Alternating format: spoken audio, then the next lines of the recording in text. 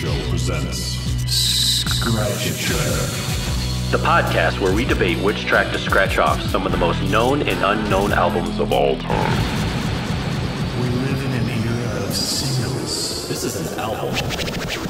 People no longer listen to an album for the work it truly is. It kind of defines a band. It's just not something that people relate to nowadays. We've all gotten the dreaded. It started out as a game. Which track on the album would you scratch out if you had to?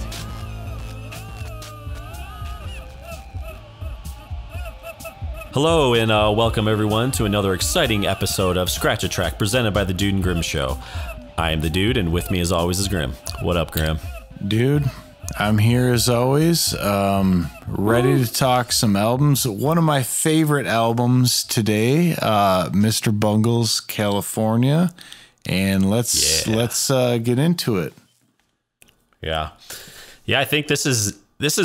I imagine to date, this is probably the least known album we've done. It's got to be, right? Yeah, absolutely. And really, that's kind of a shame in and of itself because I also think it's one of the best ones that we've done. In my opinion, one of the best albums that's ever been recorded. And I'm going to give the shout out this week to Joe Fedrosi. Ooh. He was the individual who introduced me to this album. And almost in a joking fashion, thinking I wouldn't like it. And he played me the last track of it, which was Goodbye Sober Day. And when I heard it, I was like, oh my God, this is amazing. I want to hear the rest of this because it is so fantastic. And with that, let's get into it. So shout out to Joe Boo. Yeah, Joe Boo. Well, I imagine even if you didn't, like, it's hard to say the content, like anyone who's into production or producing has to, at the very least, just appreciate what it is. I mean, I don't know anything about it and I am just floored by it. It's truly amazing. Yeah, I agree with you. I mean, when I heard it, I was like, my God, how did they do this? Yeah. It's unbelievable. Well, and from what I've seen, dude, this was recorded analog. That's crazy. That's as best as I can see too. And it was done on something based on what I've read that is kind of a mixture between the two. It was called an ADAT machine. And an ADAT machine was interesting because it was basically like something akin to a freaking VHS tape that you put in a machine, and it recorded 24 tracks digitally. And so you had 24 tracks to work with. And from what I'm reading, the band says that in the end, we had two 24-track ADAT machines that were linked. So they could digitally link them so that these two 24-track ADAT machines could play back in sync or do whatever, record or do whatever they wanted in synchronous so that they could, they could basically get them 48 tracks. I mean, if you go by that logic. And I would think they had to, because holy shit, when I listen to this album, it is, I mean, for me, it is a complete production masterpiece. One of the most amazing things I've ever heard. And not to put myself on par with anyone else who's a producer, but for me as producing music, it is almost like the gold standard of what I would think of as the possibilities of music production. I mean, it's unbelievable. Yeah. And obviously from a music production standpoint, and, I was talking to a friend of mine about this album, and it was really, was kind of hard to explain to her like why this album is so great, because and I think the main thing with it is just, you know, obviously the production of it, but people who don't appreciate production maybe as much as, you know, we do and stuff, just the originality. And it's the sound. It's like organized chaos, you know. But it's put together. I feel some songs. I mean, the variety of it ebbs and flows for sure. But to me, some of the songs that most people would consider songs, they're really put together in kind of a pleasing rhythmic way. Oh, dude, you know, amen. Yeah, I really can't say enough about it. It was one of those albums that just completely blew me away. In the sense where I was just like, I can't, like, how do you do that? How do you do that? How do you think about doing that? Yeah, exactly. And then execute it. Yeah, exactly. Right? I mean, I don't think that there's enough out there about the production, and I honest to God wish there was more out there about this album that we could learn. There is unfortunately a limited amount about this album because it is more on the unknown spectrum of things. Yeah. Well, from what I read is a lot of it, some of it was recorded in the rehearsal space that they had, but then the rest of it was recorded in just a variety of studios all around San Francisco. And they used a variety of engineers and other musicians. And you can tell, I mean, with all the instruments and stuff on it, they must have had a variety of musicians. But a lot of people had their hands in this. I mean, if you're using different engineers, musicians, taking it to different studios, it just seems like a lot of people really had a part in it. And with so much going on, I mean, I think that's not surprising. You know, and I think he's the bass player, Trevor Dunn. He said that, you know, they never really discussed a direction for the album. It's not like they sat down and said, well, hey, this is what this album should sound like. You know, they just brought different songs to the table and kind of recorded. Well, and I think that's fairly obvious in what they're doing because let's read what it says.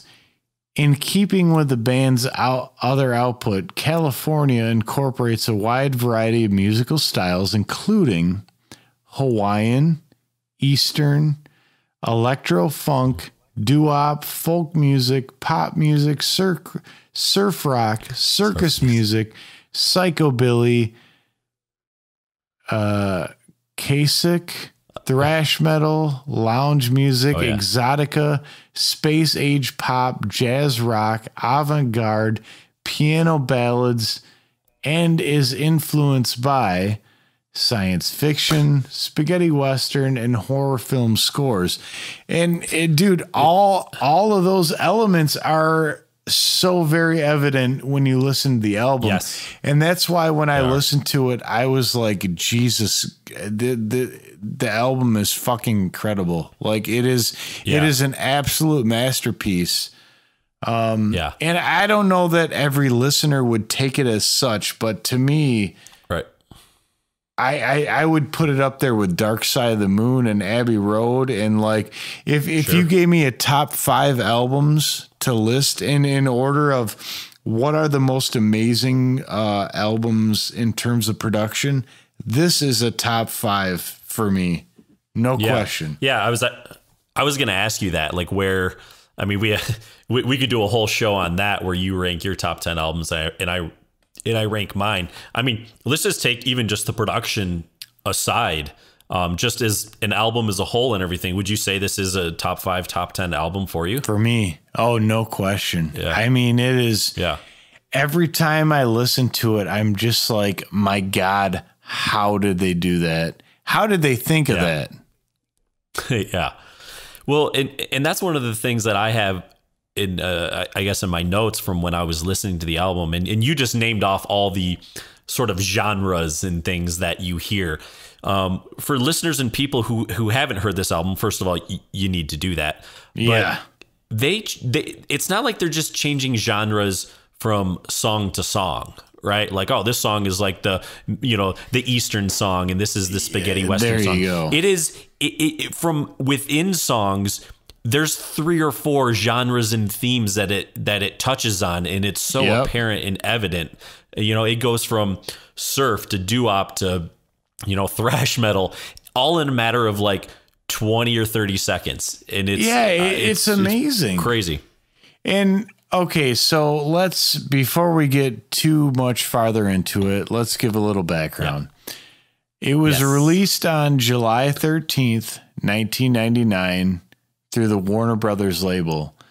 And I can't believe Warner Brothers had a band like this. I can't either. I don't know how these guys got signed, but thank God they did. And then the only controversy to talk about with the album, which I know that you know about, dude, which is interesting to me, is that that's so good. Around the same time, Warner Brothers was also going to release an album by a very famous band called the Red Hot Chili Peppers, and that album was called Californication. And as I read it, Anthony Kiedis had a real problem with Mr. Bungle releasing an album along the same time period called California. So this created some controversy, and of course, Mr. Bungle, and more specifically, Mike Patton, who is the, I guess, leader, main singer, front man of Mr. Bungle, was pretty pissed about that. And I side with him because in my opinion, if the Red Hot Chili Peppers really felt that this album was some sort of a threat to them, then were they doing enough of their own job? Because I'm sorry, like, this album is so far in left fucking field of what they were doing. I don't know why it would have been an issue. Yeah. Well, here, dude, there's a couple of things there. First of all, man, I think it would have been badass if they would have been released on the same day. And think about the Red Hot Chili Pepper fans who would have gone in there and just, whatever, you're not paying attention. You pick up California and you get to your car and that's what you put in. And, you'd be like, oh, wow, I just picked up the most amazing album ever. Dude, we're scar tissue. Yeah. So I think that people would have definitely been into like a rude awakening as far as that goes, if they would have made that mistake. But also going back to kind of the beef, I think the beef, actually, there was beef between Mike Patton and Anthony Kiedis from back in the day. Oh, really? More from, and I think it might actually stem from when he was with Faith No More and something along those lines. And so kind of how I understand it is, I think part of it was, Kiedis just didn't like Mike Patton, and then also having those names, or the names of the albums, be very similar. He was able to do that, but he, either there was beef from before or this started beef, because actually during their summer tour after these albums were released, Anthony Kiedis and the Chili Peppers, they had Mr. Bungle removed from a lot of music festivals in Europe. Oh, wow. And it really pissed, Mr. Bungle off. And so at one of the shows, Red Hot Chili Peppers, it was in Pontiac, Michigan, Mr. Bungle covered a bunch of Red Hot Chili Peppers songs, and Mike Patton intentionally saying the wrong words and stuff. Yeah, dude. That's and Kiedis, pretty awesome. Yeah, I guess Anthony Kiedis found out and had him removed from the Big Day Out Festival, which is a huge festival in Australia and in New Zealand.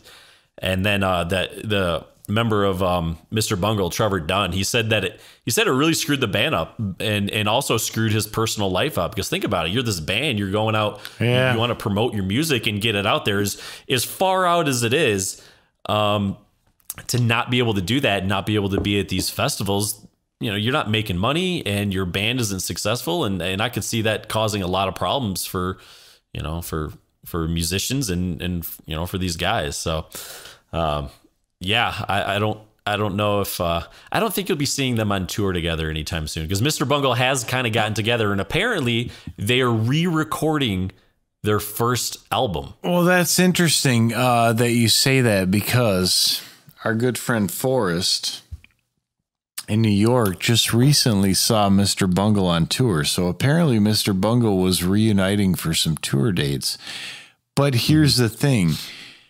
Our good friend Forrest went to this concert hoping to see anything from California.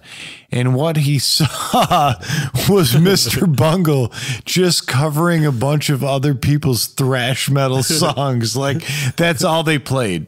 And apparently they did a great job at it, but he was like, dude, it's like, I would have done anything to just hear Pink Cigarette, but all I heard was like thrash metal covers.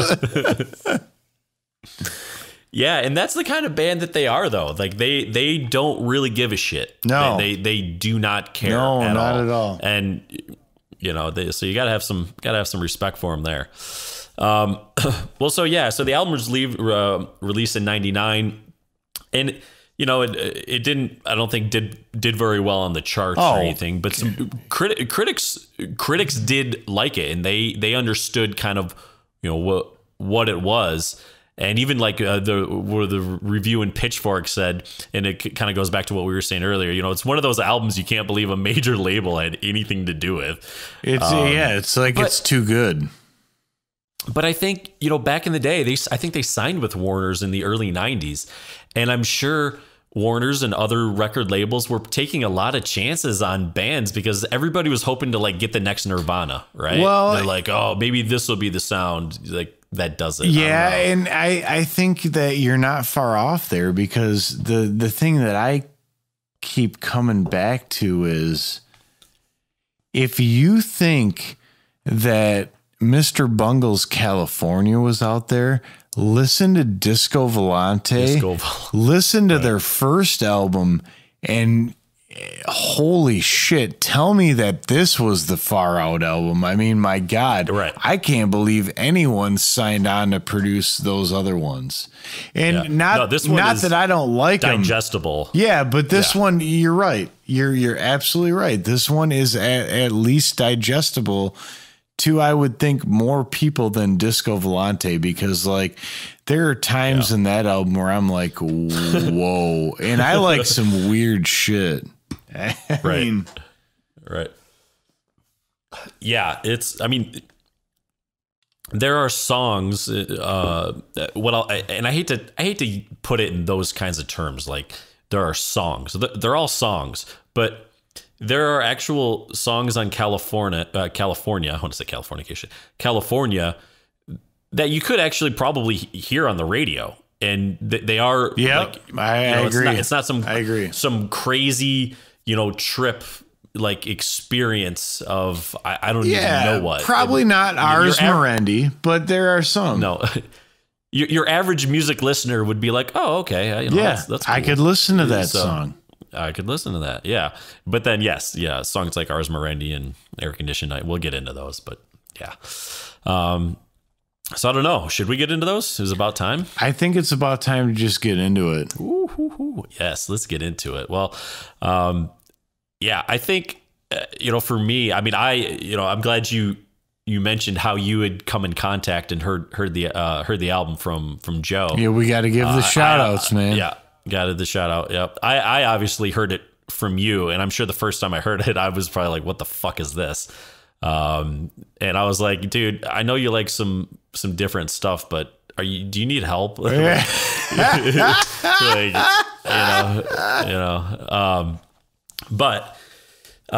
I will say, going into the first track, if you do listen to the first track, which is Sweet Charity, that's not the feeling you get. It does start off with a song that is pretty, you know, digestible. I love it too. It starts out with like this to me very much like what I would consider to be California. It sounds like you're at the beach. There's like seagulls and the waves and stuff. And then it's almost kind of, I wouldn't say surf-ish to start out, but I mean, the way the guitars are, it's just kind of that, it's kind of that feel. It has that twang. Yeah. The twang, the islandy kind of twang. Yeah. Yeah.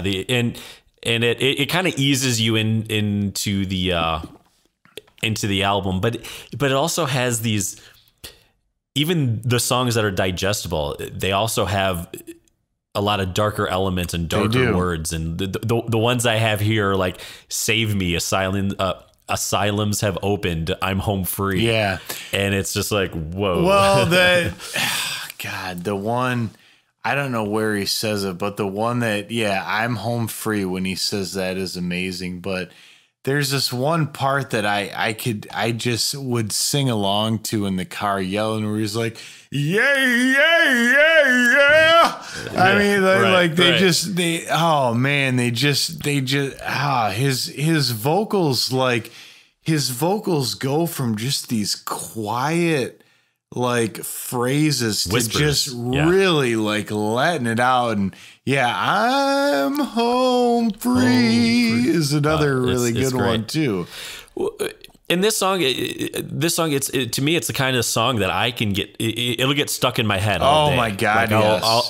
I'll walk out like humming it, and I'm like, whoa, like if somebody asked me like what I was humming or singing, I wouldn't even know where to begin. So have you ever heard of Mr. Bungle? Probably not. Right. No. And if you do, you might think I'm kind of crazy. No, maybe it says more about me. I don't know. Dude, it's one of those things where I get that it's not for everyone, but there's part of me where I'm like, if you don't like this album, man, like, fuck you. Like, I know that's a little extreme, but that's kind of, I feel it's like the way I feel about the Beatles. Like, if somebody is like, I don't like the Beatles, I'm like, well, that is obviously your problem. Because the rest of the world weighed in, and they're pretty fucking sweet. There. Yes, but I anyways, agree. None of them knew they were robots. They didn't. Right. Track 2. The song definitely hits you right away. It is a stark contrast from Sweet Charity. That's for sure. And I feel like it really sounds. Oh, sorry. Go on.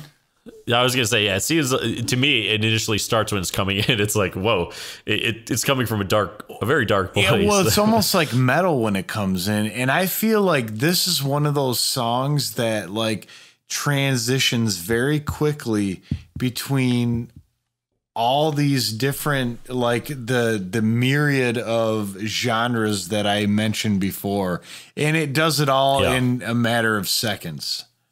Yeah, it does. It does. And it starts off really heavy and intense, but then the chorus comes in and it's like it's like really upbeat, and it just kind of sounds, it is. It just sounds upbeat, and it just kind of has some like really thumpy bass parts and kind of surf. I think there's parts that are kind of surf too. Yeah, dude. There's just so much. There's so much going on. It's hard to even describe it. But there's like horns. There's the organ sound. Yeah. It incorporates so many sounds. Yeah, it's the longest song in the album at over 6 minutes. Oh wow, too. I didn't realize that, but you are correct. And one thing that always got me about it is the use of the sound effects. I mean, there are parts where it sounds like a goddamn cartoon. And I love that, because there are some of those sound effects. I mean, in the music that I've done, which of course no one's heard about, or maybe never will, but that's fine. But I've used sound effects myself, and the thing is, some of these sound effects, I'm like, gee, where the fuck did they get? I mean, they're so good. It sounds like it came straight out of a cartoon, and I don't know where in the hell they got those sounds.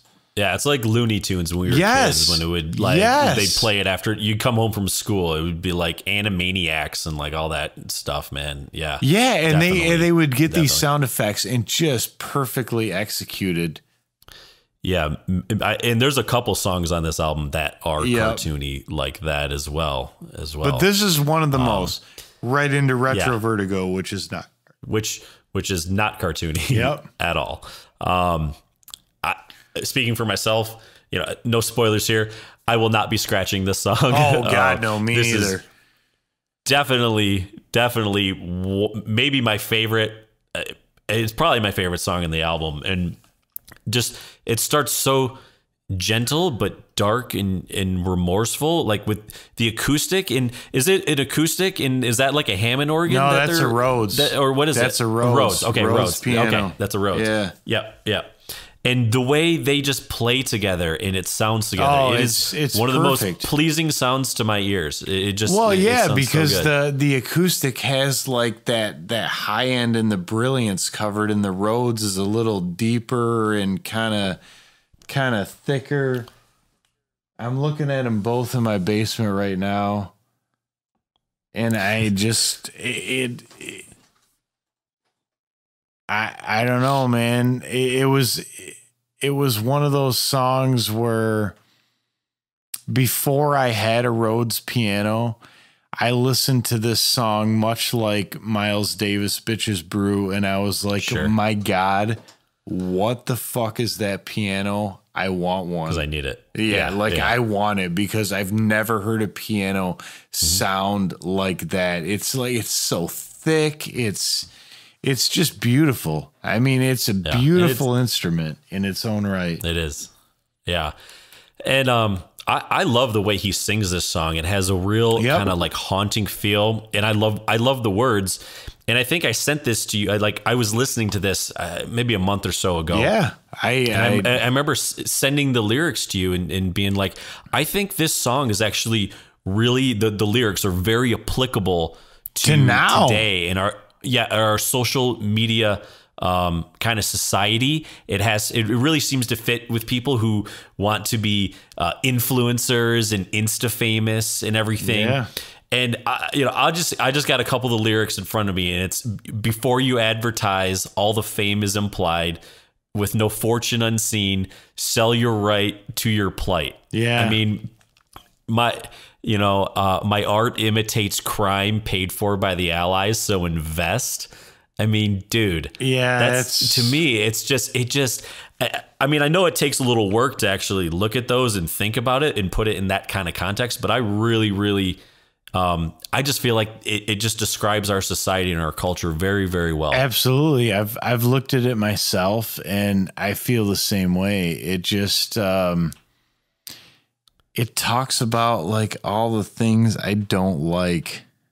I for what it's worth, but one of the lines that is kind of separate than that is stood out to me before I even like delved into the lyrics and stuff. But the one line that really is always stood out to me is, "But I'm sheltered by my channel surfing." Oh, I know, and that's like everyone on their goddamn phone. Yep. And that, but also, and this is again, probably my pessimistic view of our society and our culture. But we're always, I feel like us as humans, we're always looking for a distraction, and that distraction to kind of protect ourselves from really thinking about the world and what's going on and everything that's going on around us. Oh, and sure. I feel like that's why why you're sheltered. Yeah, exactly. And all these reality TV shows, people want to get lost in other people's lives because we don't want to deal with our own. Yeah. Right. So, we just click to the next channel or binge the next show. And hey, I'll admit I am as guilty as anyone. Yep. I do that same shit. I love my sports shows, my talking heads. I love, my Netflix binging shows and stuff. Like I'm as guilty as anyone when it comes to that. But I just think it really sums up our society. And this song is over 20 years old. Yeah. So it's still crazy. Applicable today. It really is. Yeah.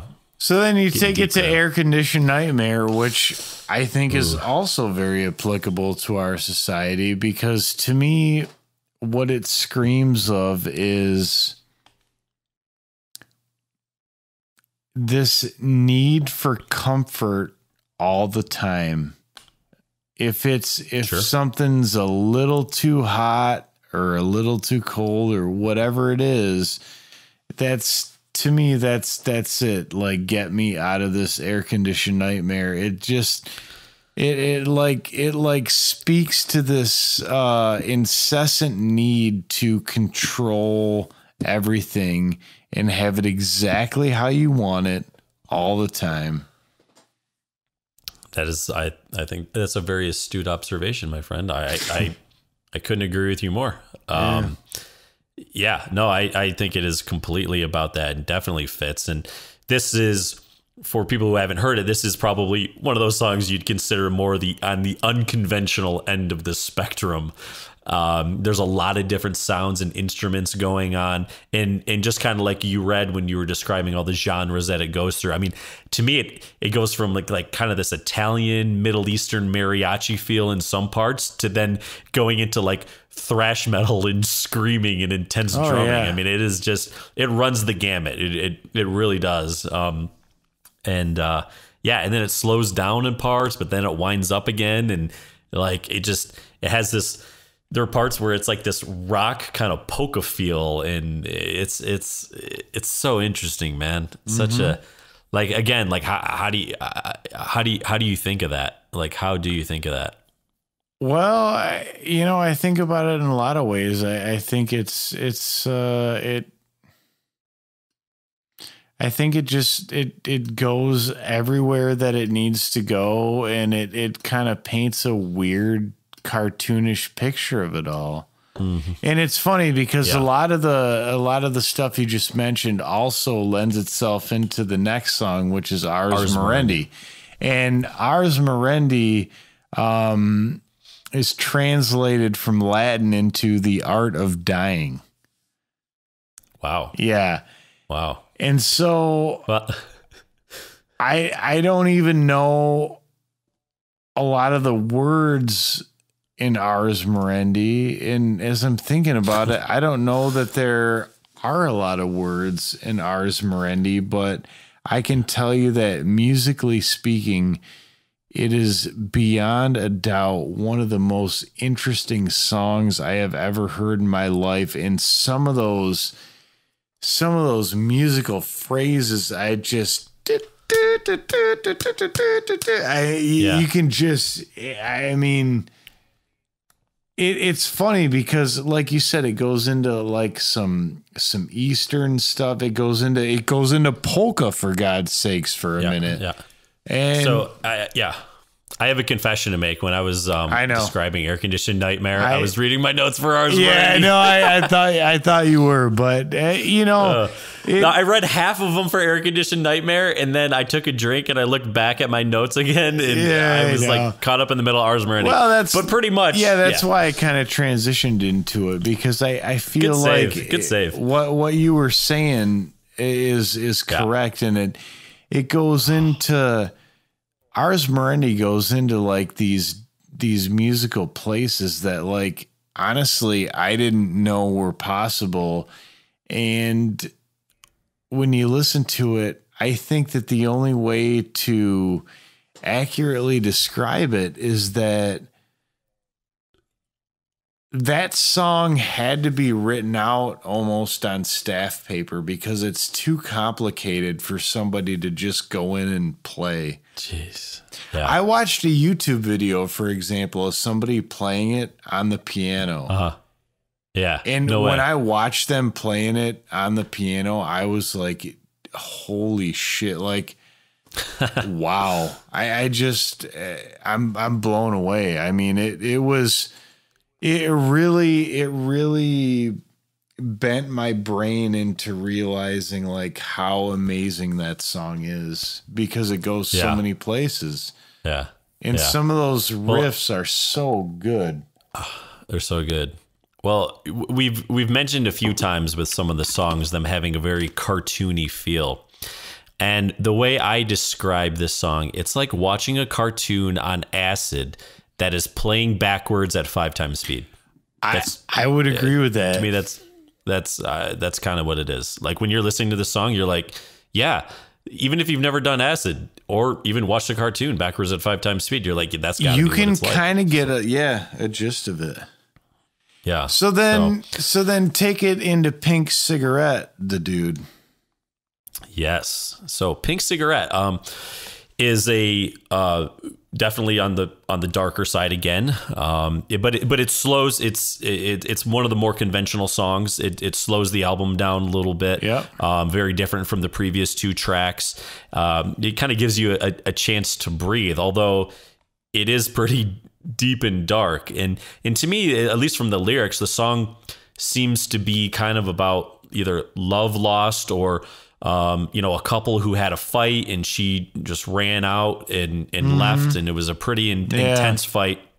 And I guess the idea to me of a pink cigarette is, and he talks about the lips, is it must be the lipstick that she left on the end of her cigarette. Yeah. And that's what he's looking at and seeing. And almost he must be either replaying the memory of her or the fight in his head.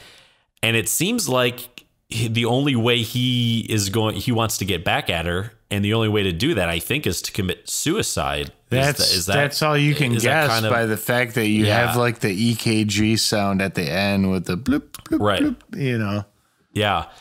And it's great. I love it. It's one of my favorite songs on the album. It's deep, it's dark, but man, it sounds good, and it's got good haunting words and stuff. So it's cool. Yeah. And I don't have this album on vinyl, and looking at the times, I don't know if it would work. What is it? It's just over 40 some minutes. It's close. My God, would that be a perfect goddamn song to like change sides on? I mean, just brilliant.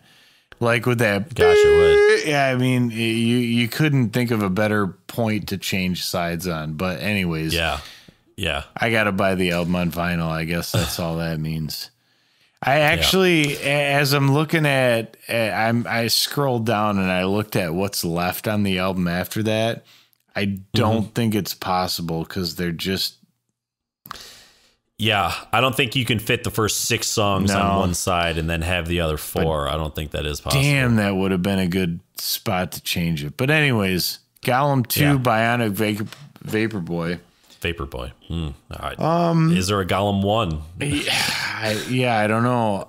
There should be. Yeah. I've always really liked this song. I think this is a song that gets kind of circusy, if that makes sense.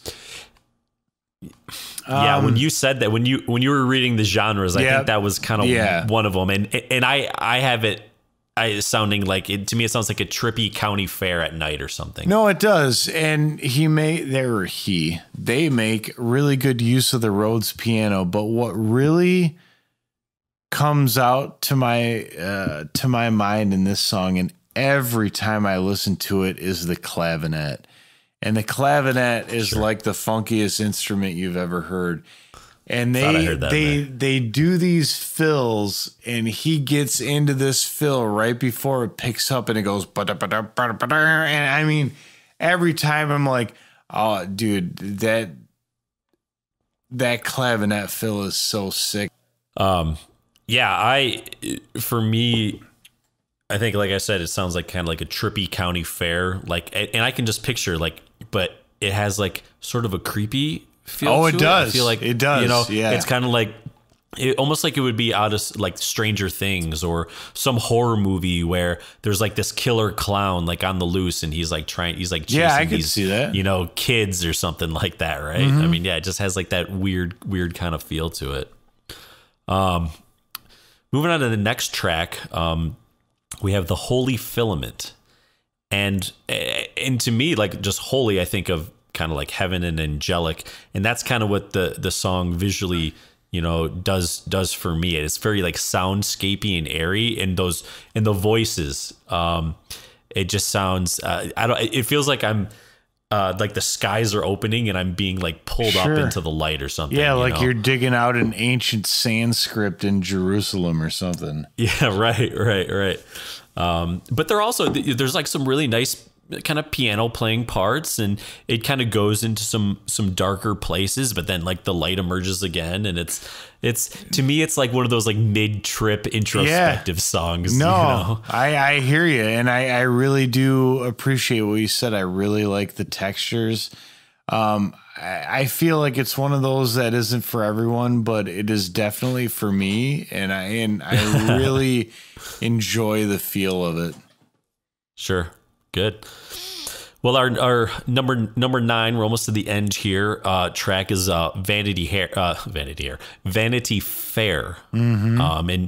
And this is also a very stark transition going from the Holy Filament right into this song. It has like a real soul. It's a real soul doo-wop. That's your doo-wop. That'd be the perfect feel. way. Yeah, for sure. Yeah, it definitely is. And I think this is again one of the more accessible songs on the record.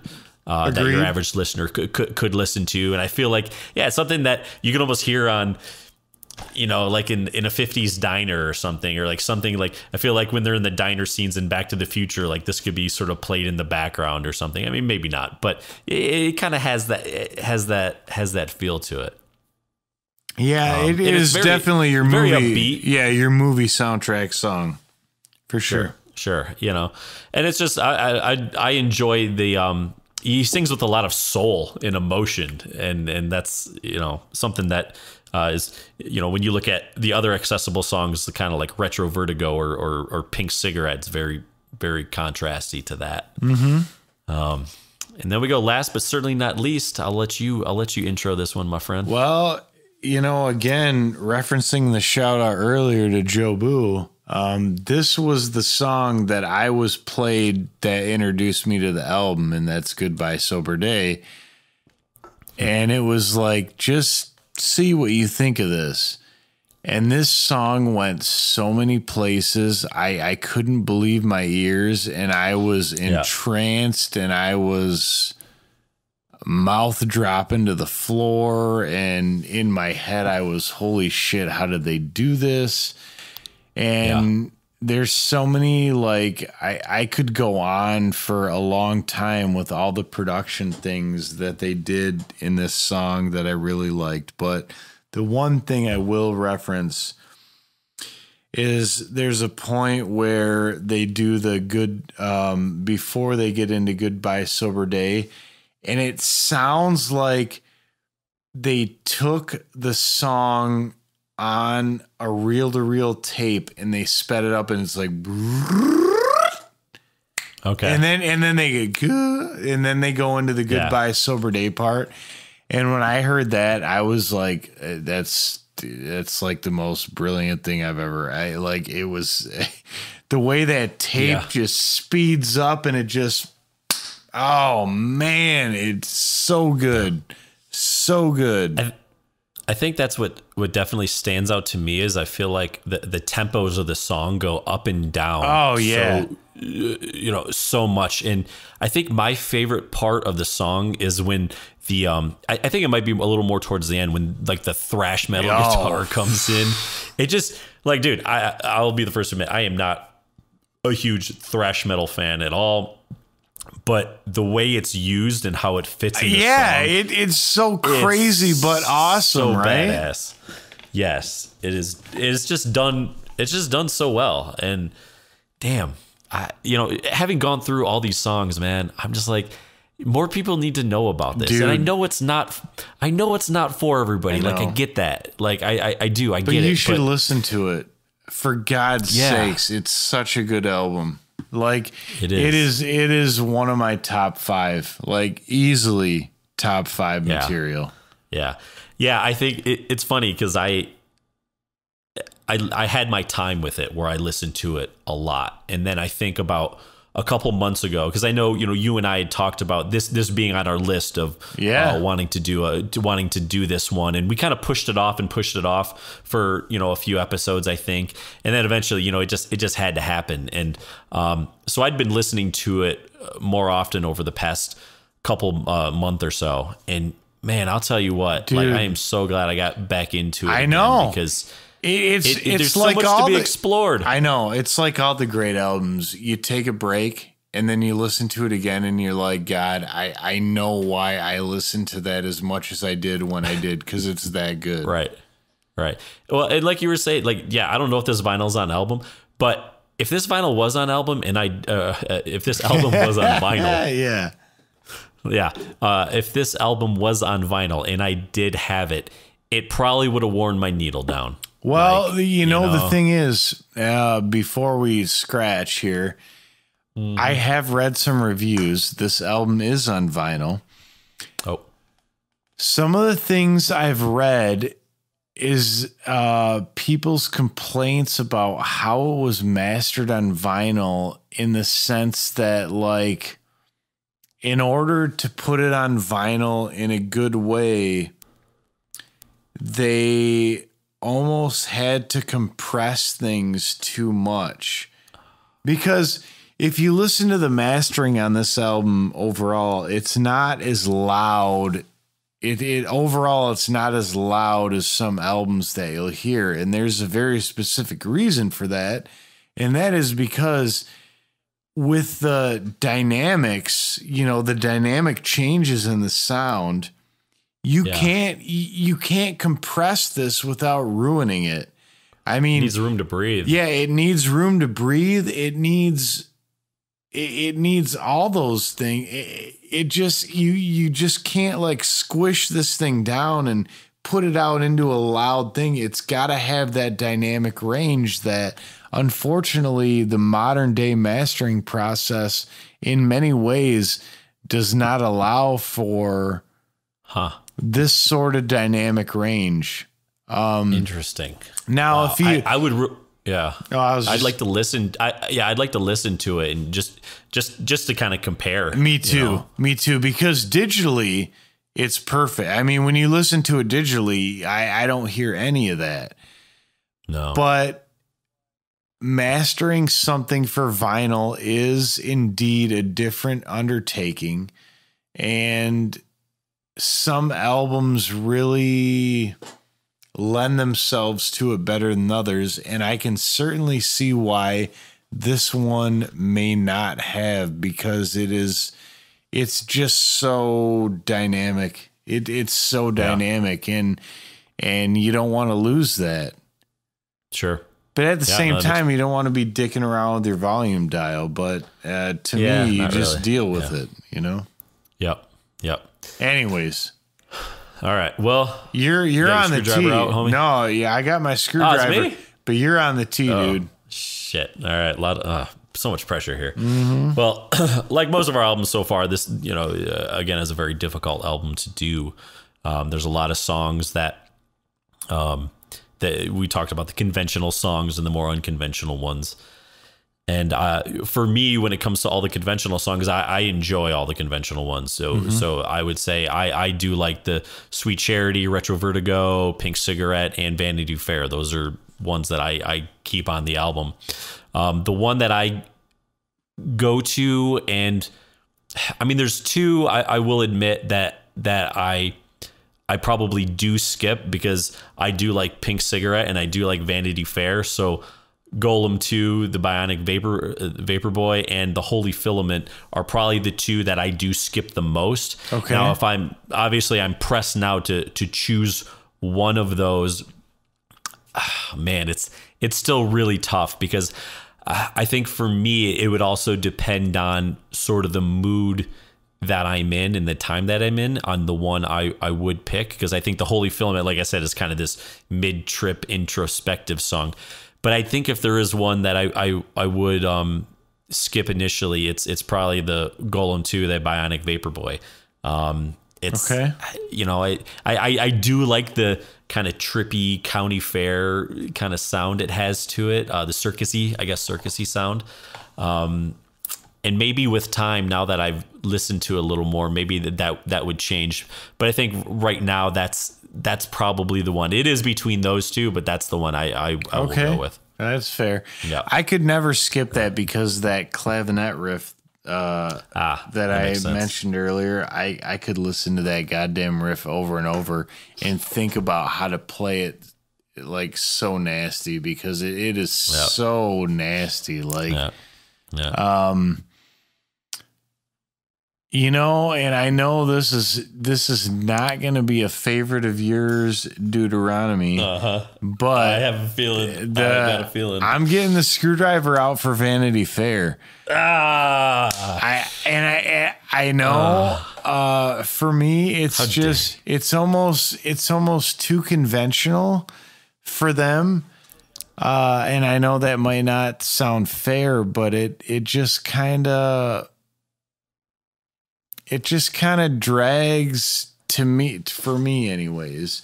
It just kind of drags in a way where it's one of those ones where I like the Holy Filament because it's just so dark and trippy, and musically speaking, it's in a very strange mode, and it's interesting to listen to. And I could easily go from that into into Goodbye Sober Day. Goodbye Sober Day. No problem. And so I can understand that. I'm getting the screwdriver out for me for Vanity Fair. Okay. I don't like it, but what? I can understand it. I guess there you go. That's all I can ask of you, dude. Yeah, fuck you and your clavinet. You can have Golem too. By Vapor Boy.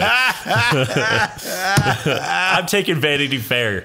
All right, dude. Good luck topping that clavinet riff. God, it's nasty. Yeah. Right.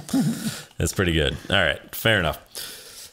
Okay, ladies and gentlemen, well, that marks another album that has officially been scratched by the Dude and Grim. We really hope that you guys enjoyed this episode. I know it's not kind of more one of the typical well-known ones, but that's also part of the reason for this show. We want people to listen to some things that you may not normally listen to, or go back and revisit stuff and be, and think about some of the things that we've talked about and some of our thoughts, and we'd love to know your thoughts too. So give us some albums and we'll give you some albums. That's what we're here for. Dude, give us some albums, we'll scratch the shit out of them. Yeah, and dude, and scratch us right back. Yes, exactly. Leave comments. And if you guys don't agree with us, tell us we're full of shit. It's fine. Yeah. We're good. Well, we have no problem. Constructive criticism, or we'll take it would not be the first time. Yeah. It would not. But having said that, I think it's time to wrap this one up. So I'm the Dude. I just had to think about who I was for a second. I'm the Dude, and he is Grim. I'm Grim. We are out on Mr. Bungle's California. Happy scratching, y'all. Scratcher Track is produced by the Dude and Grim. Additional music provided by More. That's ... MORE, and the Tims, TIMNZ. Copyright 2020, The Dude and Grim Show.